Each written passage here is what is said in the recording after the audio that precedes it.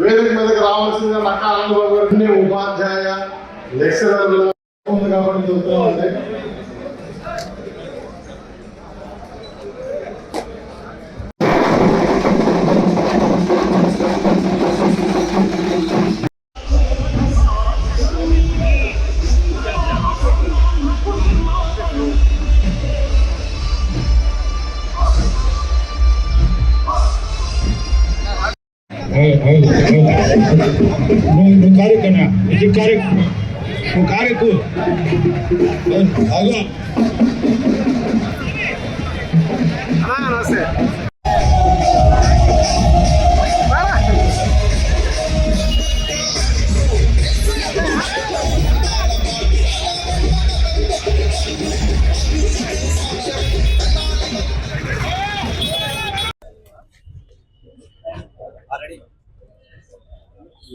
ఉమ్మడి గుంటూరు కృష్ణా జిల్లా పట్టాభద్రుల శాసన మండలి ఎన్నికలకి కూటమి అభ్యర్థిగా శ్రీ ఆలపాటి రాజేంద్ర ప్రసాద్ గారు ఈరోజు నామినేషన్ వేయడం జరిగింది.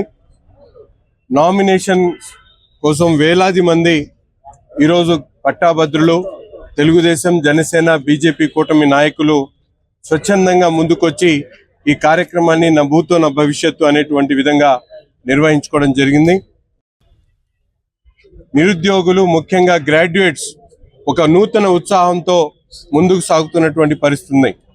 ఎందుకంటే చెప్పినటువంటి మాట ప్రకారం మెగా డిఎస్సి పేరుతో 16,800 మందికి ప్రభుత్వ ఉద్యోగాలతో పాటు ఏదైతే ఎన్నికల వాగ్దానాలు ఉన్నాయో రాబోయేటువంటి 5 సంవత్సరాల్లో 20 లక్షల ఉద్యోగాల కల్పన కోసం అహర్నిశలు ముఖ్యమంత్రి గారు పనిచేస్తున్నటువంటి పరిస్థితులు ఈరోజు రాష్ట్రంలో ఉన్నటువంటి ప్రతి ఒక్క పట్టాభద్రుడు కూడా ఈ రాష్ట్రంలో అభివృద్ధి పదంలో ముందుకు సాగాలంటే తప్పకుండా కూటమి ప్రభుత్వం ముందుకు రావాలి అనే ఆలోచన ప్రజల్లో ఉంది.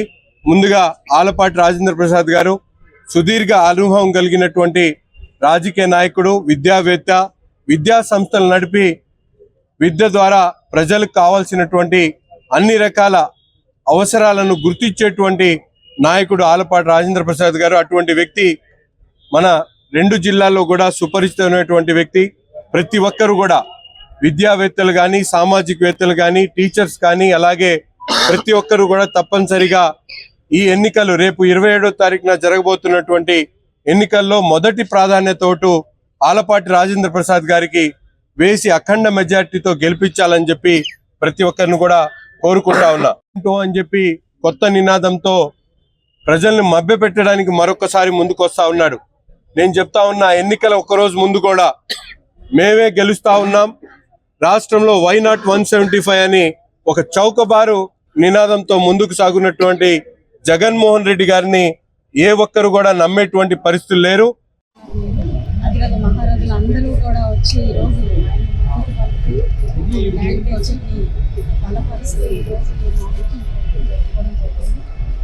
చాలా ఏరియా కూటమి యావత్ గుంటూరు కృష్ణా జిల్లా ప్రజలందరూ కూడా హర్షం వ్యక్తం చేస్తున్నారు. గ్రాడ్యుయేట్స్ అందరూ కూడా ఏకపక్షంగా ఆలపాటి రాజేంద్ర ప్రసాద్ గారిని ఘన విజయాన్ని మా సొంతం చేసుకోబోతున్నాం. అత్యంత మెజారిటీతో పశ్చిమ నుంచి ఆలపాటి రాజేంద్ర ప్రసాద్ గారు గెలుస్తారు. కార్యాచరణ రూపకల్పన కూడా చేసుకోవడం జరిగింది. ఇప్పటికే చాలా విస్తృత స్థాయిలో ఈ యొక్క క్యాంపెయినింగ్ చేసుకోవడం కూడా జరుగుతుంది. రేపటి నుంచి ఇంకా మరిన్ని క్షేత్రాలకు విజిట్ చేసి డోర్ టు డోర్ కూడా విజిట్ చేసి ఈ యొక్క క్యాంపెయినింగ్ పూర్తి చేసుకోవడం జరుగుతుంది. ఎంతో అనుభవజ్ఞులైన ఆలపాటి రాజేంద్ర ప్రసాద్ గారిని గెలిపించుకొని కౌన్సిల్కి పంపించి అక్కడ కూడా మన పట్టభద్రులు అందరూ ఈ బలాన్ని నిర్వహించుకొని ఎన్డీఏ కూటమి యొక్క బలాన్ని నిర్వహించుకోబోతా ఉన్నారు. చాలా ఆనందంగా ఈరోజు వేలాది మంది ఎన్డీఏ కార్యకర్తల సమూహంతో ఈరోజు ఆలపాటి రాజేంద్ర ప్రసాద్ గారు ఎన్డీఏ అభ్యర్థిగా నామినేషన్ వేసినందుకు వారికి హృదయపూర్వక అభినందనలు తెలియజేస్తున్నా. ఈరోజు ఎన్డీఏ ప్రభుత్వం వచ్చినాక రాష్ట్రంలో అభివృద్ధికి బాటలు వేసింది. గెలిపించాలని విజ్ఞప్తి చేస్తూ ఖచ్చితంగా ప్రజలు భారీ మెజార్టీతో గెలిపించబోతున్నారని ఈ సందర్భంగా తెలియజేస్తూ మేమందరం కూడా ఎన్డీఏ తరఫున ఉన్నటువంటి ఆలపాటి రాజేంద్ర ప్రసాద్ గారిని సమిష్టి కృషి చేస్తాం. ఎన్డీఏ అందరినీ కలుపుకొని పనిచేస్తాం. భారీ మెజార్టీతో గెలిపిస్తాం. వ్యవస్థలన్నీ కూడా 7 నెలల్లోనే చక్కదిద్దటం, అభివృద్ధి బాటలో ముందుకు తీసుకెళ్తాం, సంక్షేమ పథకాల అమల్లో కూడా ఈరోజు రాష్ట్రం ముందుంది. అందుకే ఈరోజు లక్షల కోట్లు పెట్టుబడులు వస్తున్నటువంటి తరుణంలో, లక్షలాది ఉద్యోగాలు వస్తున్నటువంటి తరుణంలో ఈరోజు ఎన్డీఏ అభ్యర్థిని ప్రజలందరూ కూడా, గ్రాడ్యుయేట్స్ అందరూ కూడా గెలిపించడానికి చాలా సిద్ధంగా ఉన్నారు. ఈరోజు ప్రజలందరూ కూడా అభివృద్ధి చేసే ప్రభుత్వం వెంట ఉన్నారు. అందుకే ఎన్డీఏ అభ్యర్థి ఆలపాటి రాజేంద్ర ప్రసాద్ గారు గతంలో మంత్రిగా, రైతు నాయకుడిగా, యువత నాయకుడిగా, ఆయన విద్యార్థి దశ నుండి కూడా ఆయన నాయకత్వ బాధ్యతలు తీసుకొని అనేక సమస్యల పరిష్కారంలో ఆయన ముందున్నారు. సో అపారమైనటువంటి జనసేన, తెలుగుదేశం పార్టీ, భారతీయ జనతా పార్టీ తరఫున చంద్రబాబు నాయుడు గారు నిర్ణయించిన తెలుగుదేశం పార్టీ అభ్యర్థి ఆలపాటి రాజేంద్ర ప్రసాద్ గారు ఒక శుభ దినం ఈరోజు నామినేషన్ సమర్పించడం జరిగింది. ఈ నామినేషన్కి జిల్లాలో ఉన్న ఎమ్మెల్యేలు, అలాగే మంత్రులు, తెలుగుదేశం పార్టీ అధ్యక్షులు పల్లా శ్రీను గారు అందరూ వచ్చున్నారు. 33 నియోజకవర్గాల్లో జరిగే ఈ ఎన్నిక గ్రాడ్యుయేట్స్ కోసం, వాళ్ళ విలువల్ని కాపాడటం కోసం, వాళ్ళ హక్కుల్ని కాపాడటం కోసం, అలాగే మరెన్నో ఉద్యోగాలు కల్పించడం కోసం కూటమి ప్రభుత్వంలో పెద్ద ఎత్తున ఈరోజు ఆలపాటి రాజా గారు నామినేషన్ అయితే జరిగింది. ఈ నామినేషన్ చాలా ఎంతో ఉల్లాసంగా, ఉత్సాహభరితంగా సాగిన విధానాన్ని బట్టి ఎట్టి పరిస్థితుల్లోనూ వారు వన్ సైడ్ అని అందరూ భావిస్తూ ఉన్నారు. కానీ ఆనరబుల్ సీఎం నారా చంద్రబాబు నాయుడు గారు మాత్రం ఎప్పుడు కూడా ఎలక్షన్ చిన్న చూపు చూడొద్దు. ప్రతి ఒక్క కార్యకర్త కూడా ఎవరైతే ఓట్లు ఉన్నాయో వాళ్ళ నియోజకవర్గాల్లో ఒక్క వ్యక్తిని 10 సార్లు కలిసి కనీసం 80% ఓట్లు మన కూటమి పడేటట్లుగా పెద్ద మెజార్టీతో ఆలపాటి రాజేంద్ర ప్రసాద్ గారిని గెలిపించేటట్లుగా చేసే ప్రయత్నం, ఆ ప్రయత్నంలో మేమందరం కూడా మా బాపట్ల నియోజకవర్గంలో 6,262 ఓట్లతో మేము ఉన్నాం. అందరినీ కూడా ప్రతి 30 ఓట్లకి ఒక వ్యక్తిని పెట్టి మేము ఇంటింటికి ప్రచారం చేసే కార్యక్రమంలో ఆల్రెడీ నిమగ్నమై ఉన్నాం.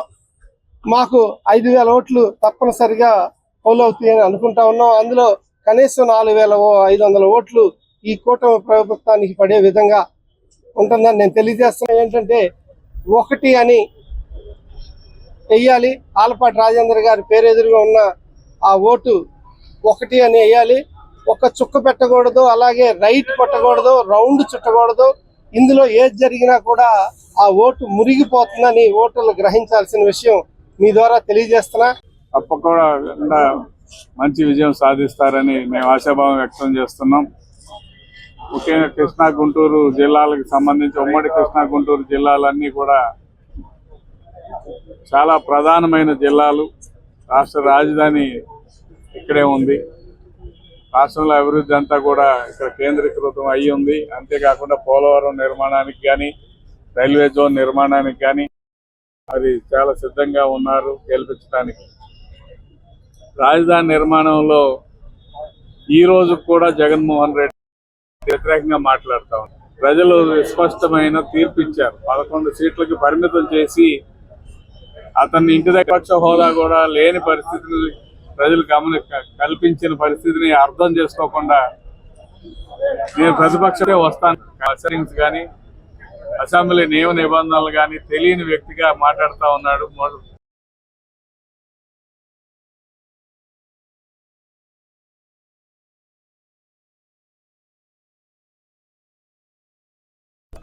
పనితీరుకి చంద్రబాబు నాయుడు గారు భవిష్యత్తు కోసం ఏ విధంగా 74 ఏళ్ల వయసులో 10 నిమిషాలు విరామం తీసుకోకుండా ఈ రాష్ట్రం కోసం కష్టపడుతున్నటువంటి తీరుని రాష్ట్ర ప్రజలు అర్థం చేసుకున్నారు కాబట్టి ప్రజలు ఎక్కడికి వెళ్ళినా బ్రహ్మరథం పడుతున్నారు. జగన్మోహన్ రెడ్డి ఎన్ని ధర్నాలకు పిలిపించినా వాయిదాలు వేసుకోవడం తప్ప ప్రజలు ఆ ధర్నాలను, ఆ నిరసనలను స్వాగతించేటువంటి పరిస్థితుల్లో ఈ రాష్ట్ర ప్రజలు లేరు. కాబట్టి మా ఆలపాటి రాజేంద్ర ప్రసాద్ గారు భారీ మెజారిటీతో కూటమి అభ్యర్థిగా గెలవబోతా ఉన్నారని నేను మీ అందరికీ తెలియజేస్తున్నాను. 11 సీట్లు తీసుకొచ్చారు. ఇంకా 2.0 గురించి మనం ఆలోచించడం కూడా అవసరం లేదని చెప్పేసి భావిస్తాను. ఆయన మొట్టమొదటి నుంచి కూడా ఏంటంటే ఊహాగానాలు, కళలు ఆయన సృష్టించుకున్న లోకంలో ఆయన విహరిస్తూ ఉంటారు. ఎందుకంటే అది నేను చెప్పే మాట కాదు, వైఎస్ఆర్ కాంగ్రెస్ పార్టీ వాళ్ళు చెప్తా ఉన్నారు, అందరం కూడా చూస్తా ఉన్నాం. వై నాట్ 175 అని చెప్పేసి అపోలు సృష్టించి ఆఖరికి 11కి పడిపోయిన వ్యక్తి 2-0లో మరి ఇక ఆ పార్టీ మూసేసుకుంటామో లేకపోతే ఏం జరుగుతుందో ప్రజలు నిర్ణయిస్తారని చెప్పేసి భావిస్తారు. పూర్తిగా విధ్వంసం. ఈరోజు అడుగుతా ఉన్నారు ఎక్కడ విధ్వంసం, ఏమిటి విధ్వంసం అని చెప్పేసి. మీరు ఎగ్గొట్టిన నిధి డబ్బులు ఏదైతే ఉన్నాయో రైతులకు కానివ్వండి, విద్యార్థులకు కానివ్వండి, అన్ని వేల కోట్ల రూపాయలు ఖర్చు పెట్టి చింతలపూడి కానివ్వండి, పోలవరం కానివ్వండి, అమరావతి కానివ్వండి, వీటన్నిటి ద్వారా మీరు సృష్టించిన విధ్వంసం ఏది ఉందో అది చరిత్రలో లిఖించబడతామని చెప్పేసి కొన్ని సందర్భంగా తెలియజేస్తూ మరి ఈ ఎన్నికల్లో రాజేంద్ర ప్రసాద్ గారిని అత్యధిక మెజార్టీతో గెలిపించి మన చంద్రబాబు నాయుడు గారి నాయకత్వాన్ని ఇంకా మరింత బలోపేతం చేసి ఈ రాష్ట్రాన్ని ముందుకు తీసుకెళ్ళడానికి ఆశీర్వదించాల్సిందిగా ఓటర్ మహాశయులను కూడా కోరుతా ఉన్నాం. మీరు నిరుద్యోగ యువకులకి ఉద్యోగ అవకాశాలు కల్పించడం కానివ్వండి, ఈ రాష్ట్ర ఆదాయం పెంచే విధంగా మరి పరిశ్రమల్ని స్థాపించడం కానివ్వండి, పెద్ద ఎత్తున దాదాపు 6,48,000 కోట్ల రూపాయలు పెట్టుబడులు మన రాష్ట్రానికి 7 నెలల కాలంలో వచ్చాయి. తద్వారా 4,50,000 ఉద్యోగ అవకాశాలు కూడా లభించే పరిస్థితులు ఈ రోజు రాష్ట్రంలో ఉన్నాయి.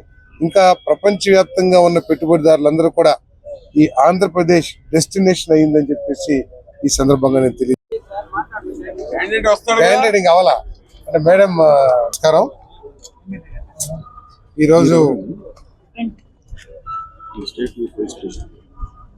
ఎన్డీఏ అభ్యర్థిగా తెలుగుదేశం పార్టీకి చెందిన ఆలపాటి రాజేంద్ర ప్రసాద్ గారు కృష్ణా గుంటూరు గ్రాడ్యుయేట్స్ కాన్స్టిట్యున్సీ నుంచి నామినేషన్ దాఖలు చేయడం జరిగింది. ఉన్నత విలువలు, విద్యార్హతలు, మంచితనం, సమస్యల పట్ల పూర్తి అవగాహన ఉన్న వ్యక్తి రాజేంద్ర ప్రసాద్ గారు ఈ పదవికి చాలా సూటబుల్ అని చెప్పేసి అందరూ భావిస్తా ఉన్నారు. ప్రత్యేకంగా ఈ 2 జిల్లాలోని గ్రాడ్యుయేట్స్ అందరూ కూడా భావిస్తా ఉన్నారు. ఆయన అత్యధిక మెజారిటీతో గెలవటం తథ్యం. ఎందుకంటే దాదాపు 2 నెలల నుంచి వారు అన్ని నియోజకవర్గాల్లో కూడా పర్యటిస్తూ ఉన్నారు. తర్వాత ఆయన పర్యటించి వెళ్ళిపోయిన తర్వాత మాకైతే ఎవరైతే కలుస్తారో వాళ్ళ దగ్గర నుంచి వచ్చిన ఫీడ్బ్యాక్ ఏంటంటే 90% ఓటర్స్ ఆలపాటి రాజేంద్ర ప్రసాద్ గారిని అభిమానిస్తారని చెప్పేసి మాకున్న సమాచారం తప్పకుండా ఇస్తారు. అంతేకాకుండా కూటమి ప్రభుత్వ ముఖ్యమంత్రి చంద్రబాబు నాయుడు గారు పదవి స్వీకారం చేసిన తర్వాత ఈ రాష్ట్రం యొక్క గతి పూర్తిగా మారిపోతుందని చెప్పేసి ప్రజలందరూ కూడా భావిస్తా ఉన్నారు. అధోగతి పాలైపోయి అగాధంలోకి నెట్టివేయబడిన ఈ రాష్ట్రాన్ని తన అనుభవంతో భవిష్యత్తు మీద ఒక విజన్ ఉన్న వ్యక్తిగా చంద్రబాబు నాయుడు గారు ఈ రాష్ట్రాన్ని అన్ని రంగాల్లో కూడా ముందుకు తీసుకెళ్ళడానికి ప్రయత్నం చేస్తున్నారు. నేను అందరినీ కలిశాను, 33 నియోజకవర్గాల్లో అందరినీ కలిశాను. 33 నియోజకవర్గాల్లో ఎవరైతే ఓటర్లుగా ఉన్నారో వాళ్ళందరి యొక్క అభిమానాన్ని చూరగొనాలని ప్రయత్నిస్తాను. ఇంకా ప్రయత్నించాలి. 27వ తారీఖు వరకు సమయం ఉంది. ఇప్పటికే కొన్ని నియోజకవర్గాలు అయితే 3 సార్లు తిరిగాను, కొన్ని నియోజకవర్గాల్లో 2 సార్లు తిరిగాను, కొన్ని నియోజకవర్గాలు ఇంకా తిరగాల్సింది. ఈ 33 నియోజకవర్గాల్లో 3,46,000 గ్రాడ్యుయేట్స్ని కలవాల్సినటువంటి బాధ్యత నాకు ఉంది. వాళ్ళ సమస్యల్ని అవగాహన చేసుకోవాల్సినటువంటి బాధ్యత నాకు ఉంది. వాళ్ళ సమస్యల పట్ల స్పందించాల్సినటువంటి బాధ్యత ఉంది. వాళ్ళ సమస్యల్ని పరిష్కరించేదానికి ప్రభుత్వంకి వారధిలాగా పనిచేస్తానని చెప్పి మరొకసారి సెలవు చేసుకుంటాను. కొన్నిసారి అధికార పార్టీకి మీ సమస్యల మీద రోడ్డు ఎక్కాల్సి ఉంటుంది వాళ్ళ సమస్యల పరిష్కారం కోసం. మరి అయినప్పుడు ప్రభుత్వం నిలదీసే అవకాశం ఉందా? తమ్ముడు మంచి క్వశ్చన్ వేసావు. అసలు మా ప్రభుత్వం సమస్యల పట్ల స్పందించే ప్రభుత్వం, సమస్యలు రాకుండా చూసే ప్రభుత్వం, సమస్యలను పరిష్కరించే ప్రభుత్వం. సమస్య ఎక్కడ ఉంటే మా నాయకుడు అక్కడ ఉంటాడు, కూటమి నాయకత్వం అక్కడ ఉంటాడు. అటువంటిది ఆసన్నమైనప్పుడు మీరు ప్రశ్నించే అవకాశం ఉందా? సమస్య అనేది అసలు ఉత్పన్నం అవదని చెబుతున్నా. అదే సార్, ఇప్పటి వరకు మీరు పర్యటించిన నియోజకవర్గం గురించి చెప్తున్నాం, మేము అడుగుతున్నాం సార్. ఇప్పటి వరకు మీరు పర్యటించిన నియోజకవర్గం గురించి పర్యటిస్తానని చెప్తున్నా కదా. ఇంకా 27 ఇవాళ ఎన్నిక అవట్లా. ఆ నియోజకవర్గ ప్రయారిటీ మారిపోయిందా? 27వ తారీఖు వరకు మనందరికీ సమయం ఉంది. ఎవ్వరం కూడా మనం ఆదుర్దపడాల్సిన అందరూ నా వాళ్ళే, నేను అందరు వాళ్ళు. సో టీచర్లకు సంబంధించి కూడా మొన్న ఈ మధ్య సమస్య వచ్చింది సార్. అసలు దీంట్లో ఒక్కరు కూడా పోటీకి రాలేదు. ఏంటి ఇక్కడ గుంటూరు జిల్లాలో ఆళ్లపాటి భయపడ్డారా? గెలుపు తథ్యమని వెనక్కి వెళ్ళిపోయారా? లేకపోతే ఇంకా ఏంటి అసలు ఏమనుకుంటున్నారు? ఒకటి మీ అందరూ కూడా గుర్తుపెట్టుకోవాల్సింది, రాష్ట్రంలో ఎక్కడా కూడా ఎన్నికల్లో మేము పోటీ చేయమని చెప్పి తోకముడిచినటువంటి పార్టీ గురించి నన్ను అడిగితే నేను ఏం చెప్పను. Okay okay sir, thank you. ఈ నామినేషన్ కార్యక్రమానికి విచ్చేసినటువంటి తెలుగుదేశం పార్టీ రాష్ట్ర అధ్యక్షులు శ్రీ పల్లా శ్రీనివాసరావు గారికి, అదేవిధంగా ఈ యొక్క పట్టభద్రుల ఉమ్మడి కృష్ణా గుంటూరు జిల్లాల ఎమ్మెల్సీ అభ్యర్థి ఎంపిక చేసినటువంటి తెలుగుదేశం, జనసేన, బీజేపీ నాయకత్వానికి, ఈ యొక్క కార్యక్రమంలో పాల్గొనడానికి విచ్చేసినటువంటి మంత్రివర్యులకి, శాసనసభ్యులకి, కూటమి నాయకత్వానికి నా హృదయపూర్వకమైనటువంటి ధన్యవాదాలు తెలుపుకుంటా ఉన్నాను. ఈరోజు ఇది ఒక మహోన్నతమైనదిగా నేను భావిస్తూ ఉన్నా. ఇప్పటి వరకు నా రాజకీయ ఆలోచన, రాజకీయ జీవితం ఒక నియోజకవర్గానికో ఒక ప్రాంతానికో సంబంధించి అయితే, ఇప్పుడు 33 నియోజకవర్గాల్లో ఉన్న పట్టభద్రుల యొక్క సమస్యల పట్ల,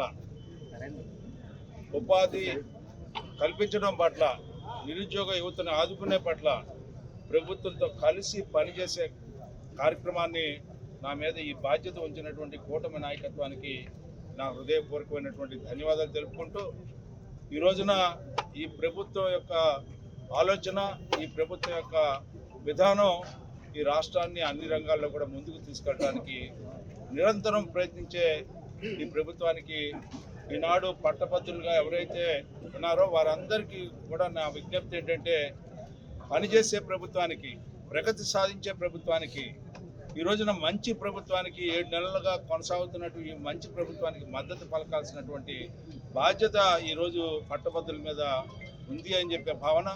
ఆ నేపథ్యంలో ఒక వ్యక్తిగా, ఒక ఎమ్మెల్సీ అభ్యర్థిగా మీ అందరి యొక్క సహకారం, ఆశీస్సులు, సహాయాన్ని కోరటం అనేది నా బాధ్యత అయినా కూడా, ఈ రోజున ఈ ప్రభుత్వానికి మద్దతు పలకాల్సినటువంటి బాధ్యత మీపై ఉంది.